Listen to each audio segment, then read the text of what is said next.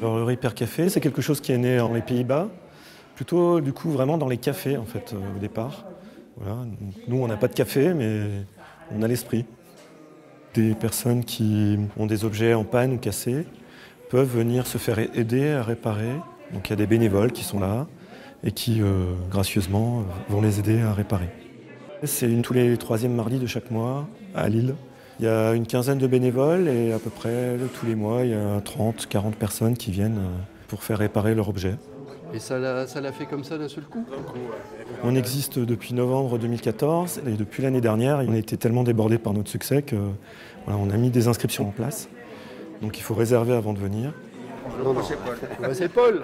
Chacun vient avec son envie, c'est-à-dire qu'il y en a effectivement, c'est l'aspect économique, il y en a, c'est plutôt l'aspect environnemental. Voilà, c'est un petit peu aussi, il y en a qui viennent parce qu'ils ont des souvenirs avec ces objets-là, donc ils n'ont pas envie de les jeter aussi. Voilà. J'ai compris le problème. Un Repair Café, c'est un projet qui a énormément d'intérêt au niveau très local, pour recréer du lien entre les habitants. Voilà. Ça fait plaisir, hein, Je vous félicite. C'est très gentil. Voilà, moi je viens pour ça, avant tout pour discuter, puis quand on a un retour positif, ça fait du bien. Merci. Vous, c'est Jean, hein? Oui, c'est Jean, ouais. Eh bien, merci, Jean. Merci, monsieur. Merci.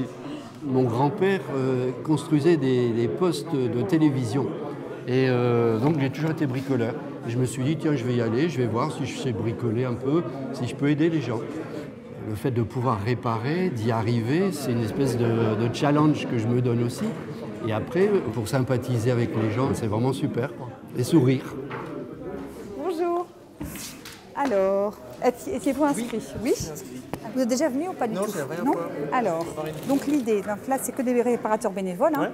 Vous allez vous installer à une table disponible. Après, on vient vous aider à la réparation. Et puis, si on a réussi à réparer, on pèse notre objet parce que c'est ce qu'on aura évité de mettre en déchetterie ou à la poubelle. Merci.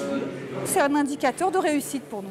Des fois, on peut être à 70% de réussite, quoi. C'est vraiment en fonction de la nature des objets. Moi j'ai un casque audio à réparer. Ouais. Vous allez vous installer à une table où on essaie de vous mettre en lien. On sent qu'il y a vraiment une appétence par rapport au Repair Café, que les citoyens prennent conscience de l'obsolescence programmée et soit ont des compétences et souhaitent aider les autres, soit n'ont pas de compétences mais en ont marre de jeter. Et ça déborde, quoi, en fait. On sent qu'il y a une envie de Repair Café, quoi.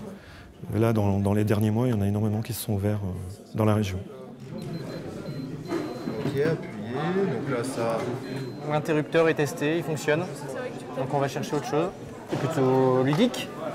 J'aurais pas osé le faire directement tout seul chez moi, donc non, c'est bien. Jean-Marc qui est là-bas, qui est super, a réussi à me réparer mon casque parce que j'avais mon écouteur qui était complètement détaché, décroché. C'est un cadeau un peu sentimental, donc il m'a réparé, il m'a ressoudé, c'est reparti. Sur réparation. Moulin à café. Ok. Je sais à qui ça va plaire. Bon, c'est parfait alors. On est toujours en recherche de bénévoles, de compétences, soit en informatique, en électronique, en mécanique, en couture, en toutes sortes de compétences qui peuvent être utiles à la réparation, quoi, en fait. Mais je veux bien filer un coup de main sur la partie informatique, il n'y a pas de problème.